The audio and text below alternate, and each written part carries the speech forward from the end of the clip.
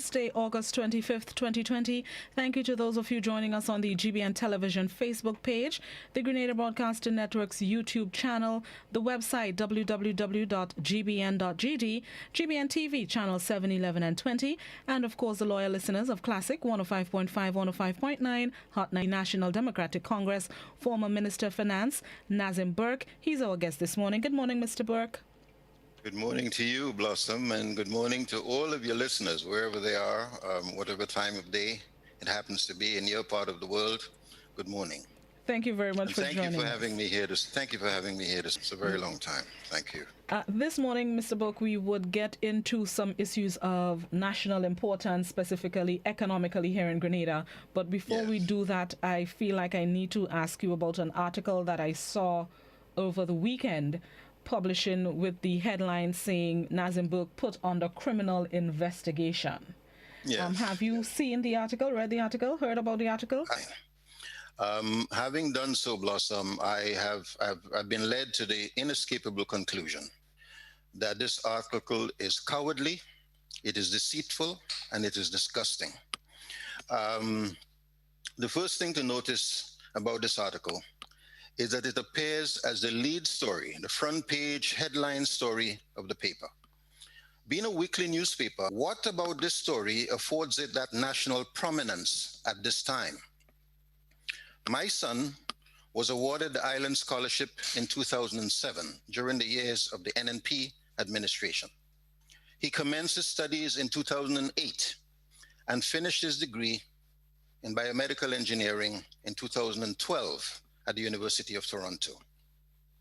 What makes a story that Nazim Burke was investigated by the Kate Mitchell administration in relation to his son's scholarship the most important national story of the week ending August 21st, 2020? That is the question that must now blossom, as you perhaps would realize. Since my exit from the political front line in July of 2018, have been declined. With one exception, I remember just before his death, in fact, the week before his death, George Grant, pressed on me to appear for what was about 10 minutes on his program. I couldn't say no, and I'm glad I didn't. May God rest his soul, you know. But the only thing, so I've not appeared on any programs. And the only thing that has now changed, the only thing that has changed between July of 2018 when I stepped back and now is that for the first time, the GBN has asked me to appear on this program in my capacity as a former Minister of Finance of the country to offer my perspectives on the challenges posed to the Grenadian economy by the COVID-19 crisis and share my perspectives on the recovery process, and I have accepted that invitation. So perhaps if I had not accepted this invitation, we may not have seen that headline at all. The question is why? Is this an honest and professional attempt to inform the public about recent developments of national importance in our country, or is it a spiteful and deliberate attempt to consider? The second issue to note about this article is how extremely deceitful it is. In particular, reports in his article that the information relied upon came from what he called, quote unquote, authoritative sources and, quote unquote, sources familiar with the issue. According to the writer, these sources told the newspaper the following things. First, and I'm quoting from the second column on the third page, only move forward with a request for information when the Mitchell-led regime was able to point out to them what wrongdoing Nazim Burke was involved in relation to his son's scholarship. That's the first thing that the writer notes. Second, he notes, Keith Mitchell was unable to provide the evidence. That's the second thing he notes. The third, Burke any further, since they had not been able to come up with a single piece of evidence of wrongdoing on his part. I'm quoting from this newspaper. And finally, even though Mitchell had gone after Nazim for years, they had failed because there was no evidence of any wrongdoing by Nazim Burke. What does it tell us? When read in its plain and ordinary meaning, the article itself appears to clear me of any blame or suspicion. Yet, Blossom, the investigation, clearly implying that as at August 21st, 2020, there is an active, ongoing criminal investigation into some element of my conduct. What is clear to me, therefore, is that the headline does not seek or find any justification in the words contained in the article. The headline is therefore, is why did the writer choose to do this? The choice of front page headline by the writer raises some very serious. Is this a genuine mistake? It is possible, but is this a genuine mistake? Are the words scribbles of an imbecile? Do these words simply reflect professional recklessness on the part of the writer? Is the writer acting as an agent for others in using this headline? If the writer is acting as an agent for others, is it happening in exchange for money or other favors? It is quite clear there is no relationship between the article itself and the headline. These questions must be considered, Blossom, because they impact very heavily on my life, they impact on my reputation, they impact this article. I was looking for a parallel to best understand and to let people understand how deeply hurtful and offensive this article is. If a religious leader is reported to have a white powdery substance in his or her possession, and the police have reasonable suspicion that it is an illegal substance, the government, the FIU, had a right, if they believed, or they had reasonable grounds to believe that I had committed a crime. I don't know if one was done, but if it was done, they have a right to do so. That's their job. I had reason to believe that something was in the hands or in the possession of a religious leader that was a white powdery substance. If to a needy member of his congregation or to a family, and the matter is brought to an end, a professional, well-intentioned journalist investigation for drug trafficking. They wouldn't do that. A professional will not do that. A scoundrel may do that, but a professional will not do that. You see, it would be wrong, therefore, and morally and lawfully wrong to do so, and the writer must be held to account for whatever damage is done to other people's reputation and image. Yes, is that the headline is already causing very serious consternation among those who know me. I have received so many calls from people panicking. What the hell is going on? They're asking me. And I have to say to them, nothing is going on. This is just the writer on a frolic. Nothing is going on. And this thing is likely to cause irreparable harm to my reputation and my economic livelihood. I have been in the political hustings for many years, 18 years, in fact. I have moved away from the political front line. I am consolidating my consultancy. I'm consolidating my law practice, right? How would a client feel when they pick up the newspaper and they hear that their lawyer is under criminal investigation? If a client is looking for a lawyer at this particular point in time, and they see this headline, Nazim Burke has been put under criminal investigation, why would they choose to come to Nazim Burke when you have so many lawyers in the country? This is not just political. Therefore, those who are behind it must pay. Those who are behind it about this story. I want to make it absolutely clear, as far as I'm concerned, this is absolute garbage, and it must be thrown in the garbage. That's where it deserves to be. Happening in the country? Well, let me say, I flirted with that possibility for a minute. Appreciation, and I could be wrong. This newspaper has historically appeared to be against the government. That's my sense, quite honestly. It appears to be a paper that has been, if not against, but very critical, perhaps is a more accurate way to say it, very critical of government policy and government conduct and the conduct of other officials. I'm not saying what they're reporting is untrue. I'm just saying they have brought to the fore a lot of the what they consider to be the wrongs of the government. And so, if this paper shares any kind of philosophical or ideological or political issue, takes political issue with the government, then one would expect that if there are things going on that is putting the government, they would in fact be doing things that would, raise the intensity of the campaign against the government or intensify the momentum of the campaign against the government. I'm saying this is all hypothetical. I'm not accusing the newspaper of anything, but I'm saying is opposition to government policy and so on. And here we are, that people are very restive and raising a lot of concerns about what they see as print an article with Nazim Burke as the headline, on the criminal investigation. If the purpose is to divert from other things happening in the country, then one really has to question what is the sincerity and honesty and motive of the newspaper, and what is the true alignment of the newspaper and those behind it.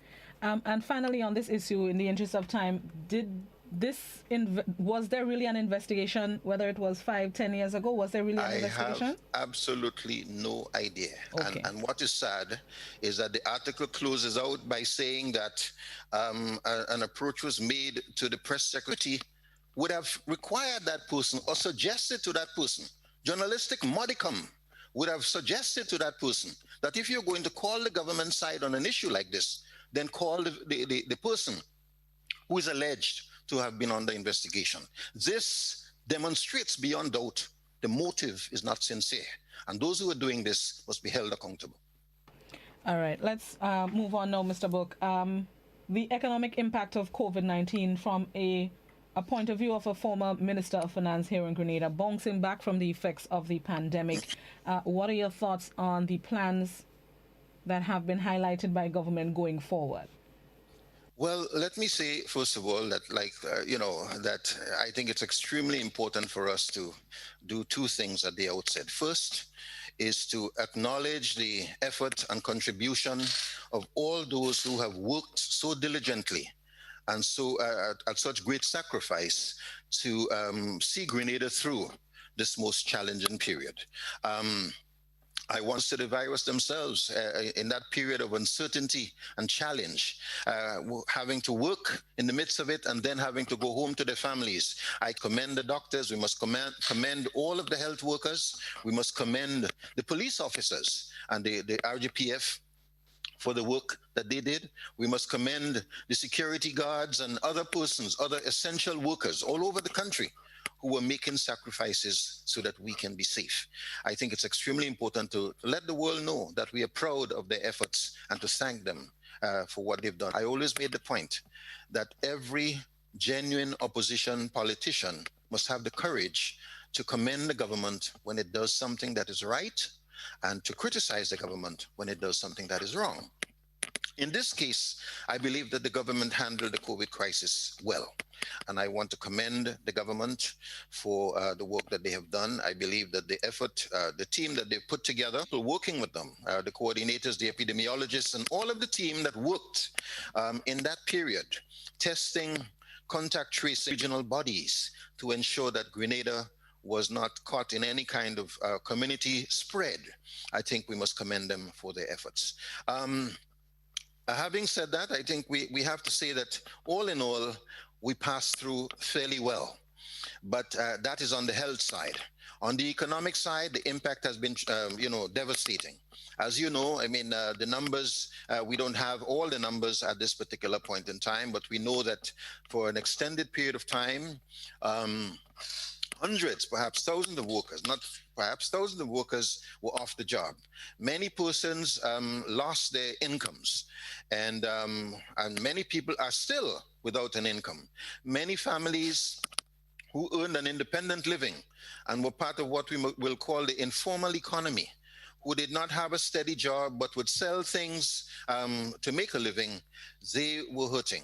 Daily workers, that every day they leave home and they go out to do something and hope to get a $40 or a $50.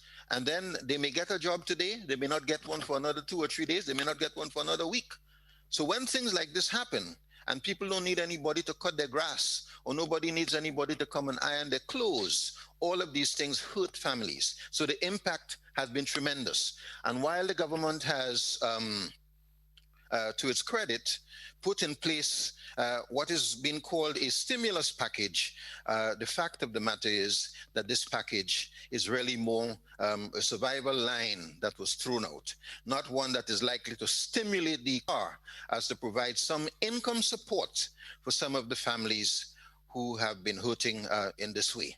But the crisis itself is not over. And this is where I think we are facing a very difficult situation. COVID has been widespread. COVID has changed the world and the way things happen. But what I think makes it even more difficult for all of us is that COVID came at a time when the planet, the entire planet, was already facing an existential threat. And we were confronted with a climate emergency, something that we all recognize, but many persons have still not begun to do anything about it. The intersection of these two circumstances, the COVID crisis and the global climate crisis, has created as a planet. But this is the first time that we have been sick when the house is actually on fire at the same time. Although we've been sick before, we've never been so sick when the house itself is burning at the same time. Resources that would otherwise have been directed at climate mitigation, resources that would otherwise have been directed at climate adaptation, now have to be used for stimulus packages to assist those who have been displaced by the pandemic. So we are facing a very, very serious situation. There is little doubt that, the manner in which we approach this situation, the management of our economies and our societies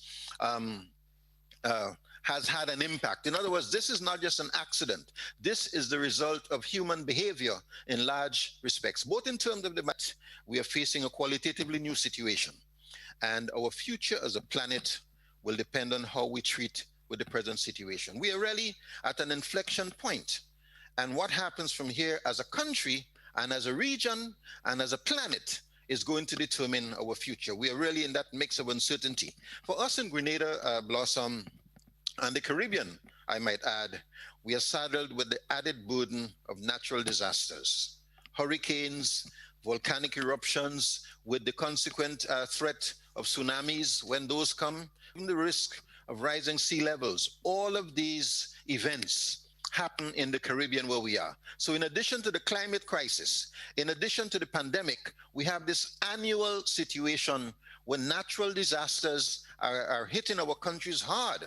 And these events, they bring catastrophic loss of life, of substantial damage to property, including destruction of our massive reduction in our production, in our productivity. So we have these three major threats facing the Caribbean region all at the same time. And given our small sizes as countries, the concept states, let's say in Louisiana, even if there is major distraction, the country, through its federal relief agencies, is able to take resources from California, for example, and bring there. Is able to take resources from New York and bring there. When something hits our small country, the whole country is hit. The whole country is affected. The whole country is devastated. So smallness is a major factor that is hurting us. And we must consider these things as we approach the recovery. I want to say here that the economic model by which we live in Grenada, we must assess our situation and assess the economic model that we are working with, because we cannot expect in this crisis, at this inflection point, we cannot expect to do the same things model that we are using. And how is that model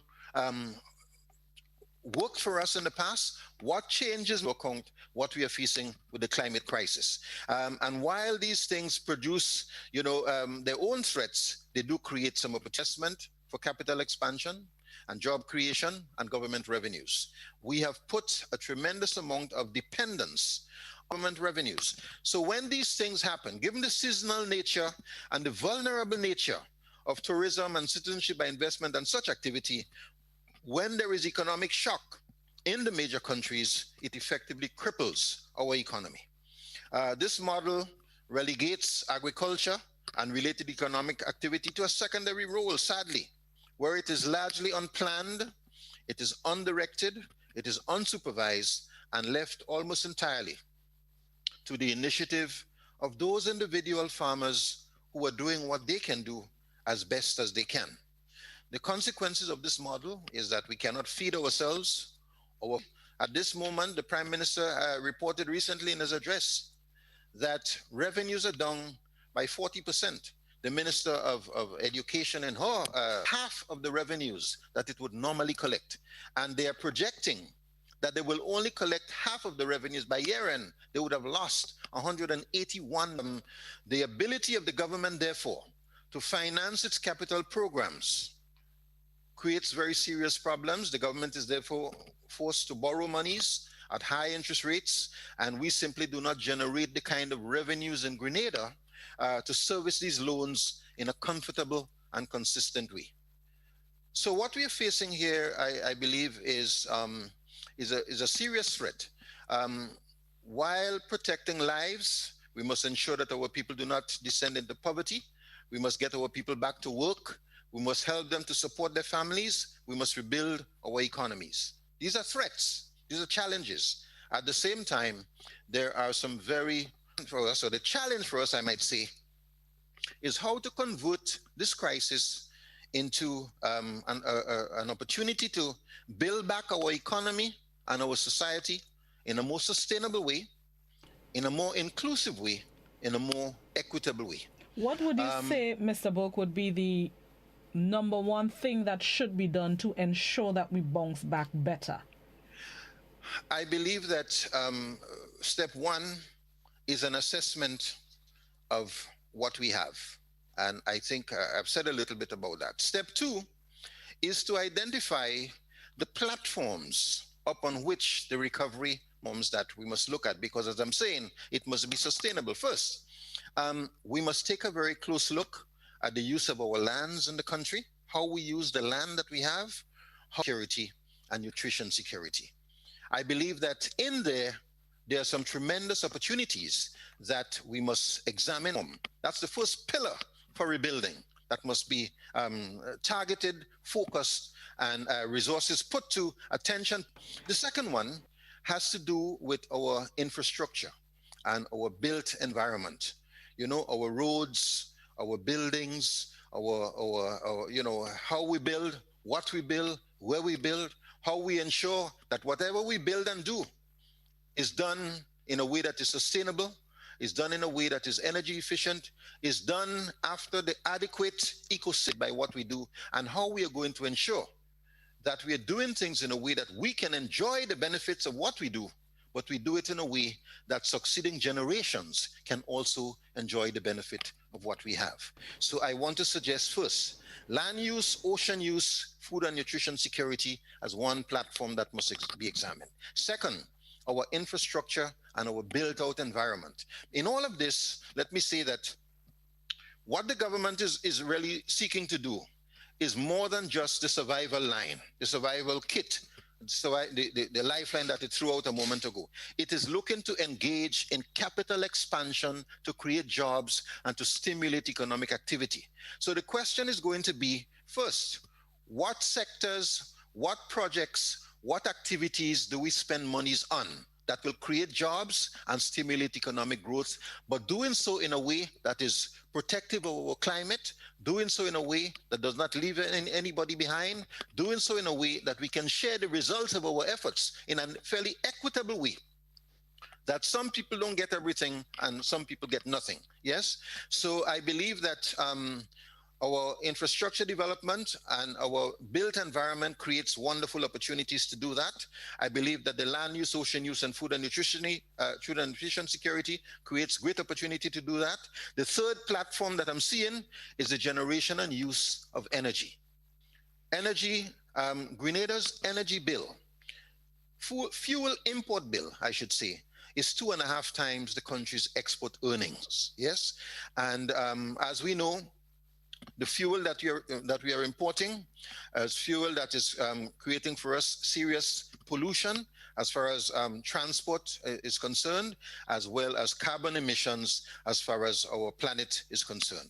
It means, therefore, that we must relook this question of energy generation, energy use, and The price of renewable energy equipment, we are told, has gone down by as much as 40% in the last 10 years. And therefore, making use of wind energy, making use of solar energy, making use of even geothermal energy are things that we have to do, because those will create jobs and at the same time protect our planet.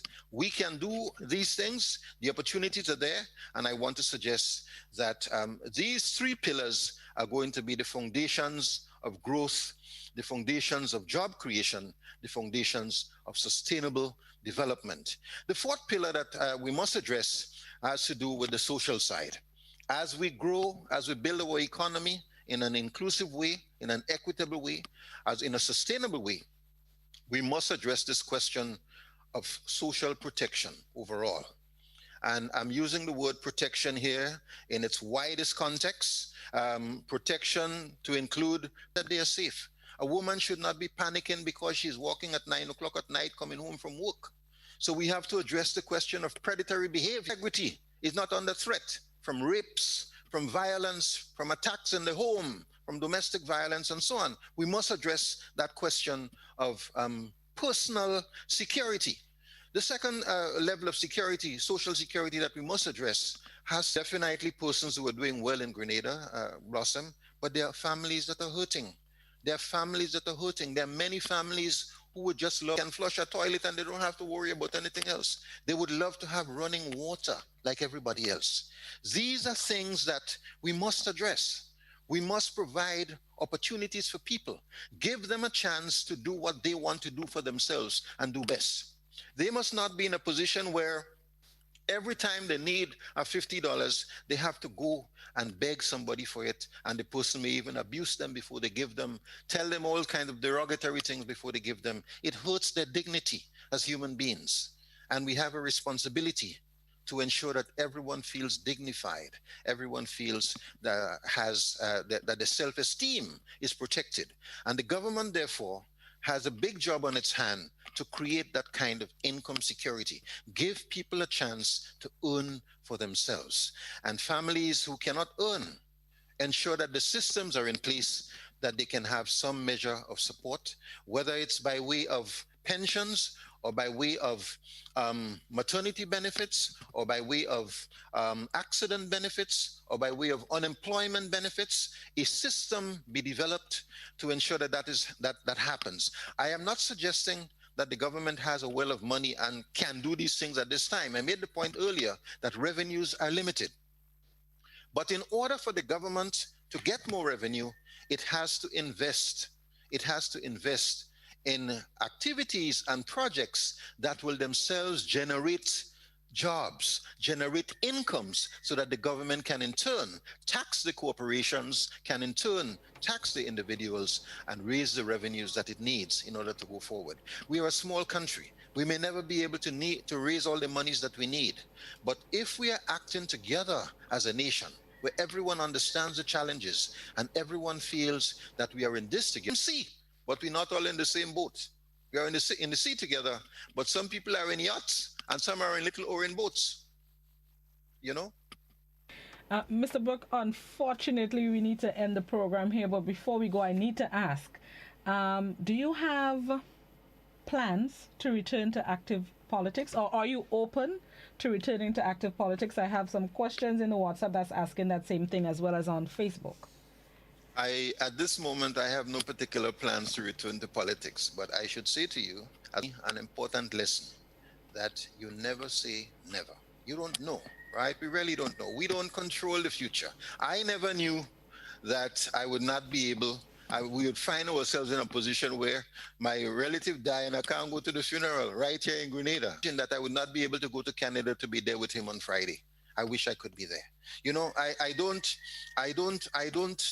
know what will happen, right? So I have to understand that I do not control my destiny. It's all in God's hands, and wherever He directs me, there I will be. So in the event, let's say NDC wins the next general elections and Mrs. Alexis Bernardine asks you, can you return as finance minister, you would at least consider it? I would say this, that I remain committed to the service of Grenada. And if I am called to serve Grenada in any fashion, I would be happy to do so. Taking notes. Thank you very much, Mr. Burke. I'm sorry that we have to end the program here, but of course we will extend the invitation again. And anytime you'd like to come back, feel free to reach out a hand to us. Thank you so much. Thank you. Have yourself a good day. Stay safe. Thank you. Thank you. God bless you. Bless. We'd like to thank Mr. Burke for being our guest this morning. Unfortunately, we have to end the program here as we prepared for the broadcast of the Caribbean Premier League, which starts in just about 5 minutes. But of course, we will continue. So just in case, stay tuned in. Mr. Burke just might be back. If not next week, week after. You never know when, right? So thank you guys so much for participating. Thank you. Stay tuned to Classic 105. CPL is up next. Have yourselves a productive Tuesday. Be safe. If you can't be safe and if you can't be good, be cautious. Have yourselves a good one.